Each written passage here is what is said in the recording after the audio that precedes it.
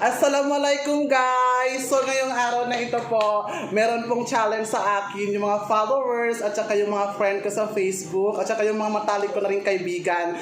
So ngayon po, may ipapatranslate po sila. Yung Tagalog po, i-translate ko po sa tatlong dialect, which is ito po ay Tausug, Sama Bangingi at saka yung Yakan po. So ngayon, sana po malampasan ko to at maging tama po yung mga pagkakasabi ko sa inyo. Okay, ngayon po i-start natin po. Meron po itong 10 papel na ito na babasahin ko tapos isa-translate ko sa tatlong dialect na yon. So i-start na po tayo. Ito po.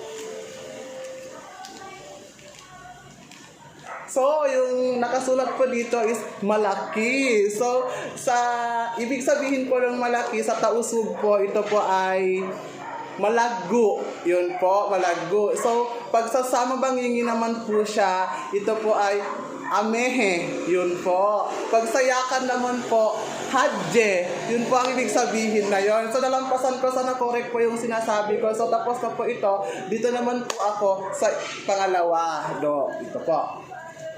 Basahin ko po ito.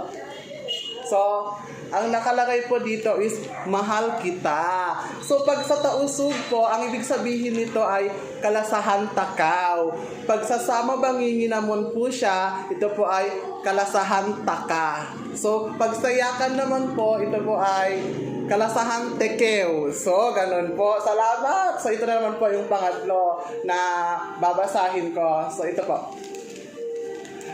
Ang nakasulat po dito ay pangit na babae or lalaki. So, ang pangit na babae po or lalaki sa Tausug po is pag babae po, mangi babae. Yun po ang ibig sabihin. Pag lalaki naman po siya, mangi usog. Yun po ang ibig sabihin nun. So, anuhin ko na, pag bakla naman po siya, mangi bantot. Yun po ang ibig sabihin. So, ganito po, pag sa Sama Bangingi naman po siya, pag babae po, limi denda. Yun ang ibig sabihin. Pag lalaki naman po, limi lela. So, yun. So, pag sa Yakan naman po, ang ibig sabihin ng pangit na lalaki or babae is pas dende. Yun. Pag lalaki naman po, pas lela. Go. Yun. Sana po tama po yung sinasabi ko. So, pangatlo na po, nalampasan ko. Ito na po yung pang-apat. So, ito po yung pang-apat ha. So, ito po yung pang-apat. Sasakalin kita. So, pag sa Tausug po ito, pikulun takaw. Yun po ang ibig sabihin nun.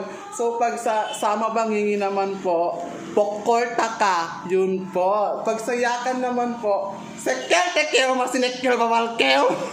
Yun po ang ibig sabihin nun. So, nalampasan ko na po yung 4. Pang-5 na po. May 6 pa po natitira siguro. O, may 6 pa. So, ito yung pang-5 po.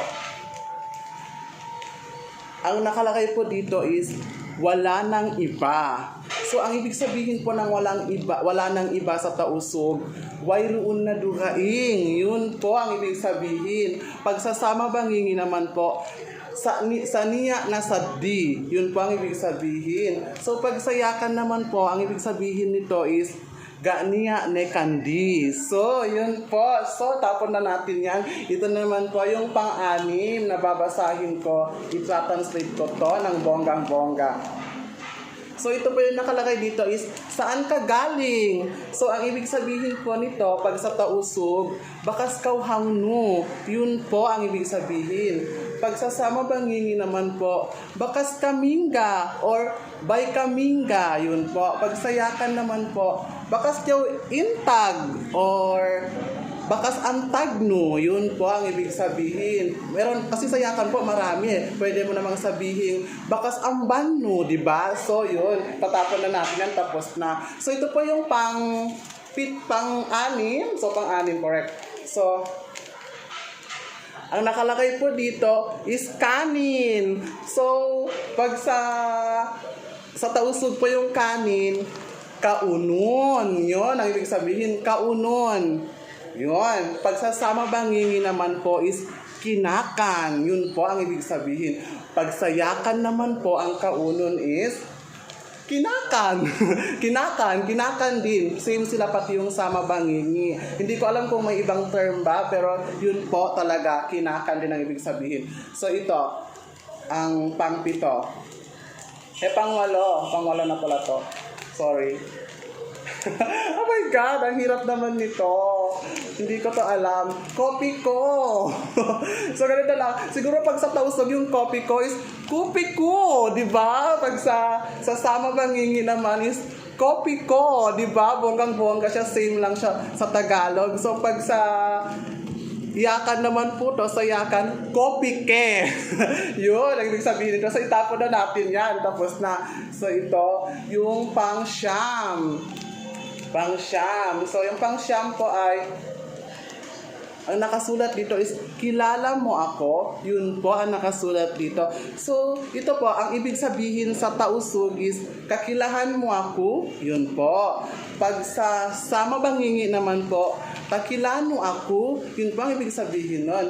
So, pag sayakan naman po, kilaleno ko. Yun po. Depende na po yun kung nagtatanong ka or sinasabi mo po, yun, yan, mga basura ko. Ito na po yung last but not the least, di ba, wala na. So, my God, ang last is, nasa mukha ko to ha, walang yan, yung mga ano na yan, yung mga nagsulat ito. So, tagiyawat daw po. So, yung tagiyawat po, pag sa tausog po, is ampugod. Yun, ampugod. Yun po, tandaan natin yan na ampugod. Pag sa sama bangingi naman po, ampogod. Ampogod, yun. Ampugod. Sa sama bangingi, ampogod. Yun. Pag sa yakan naman po is samua. So, samua. Yehey! Yun po.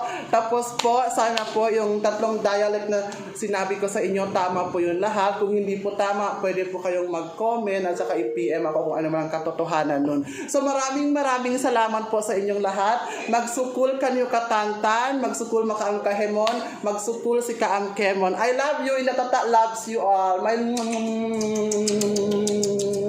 mua.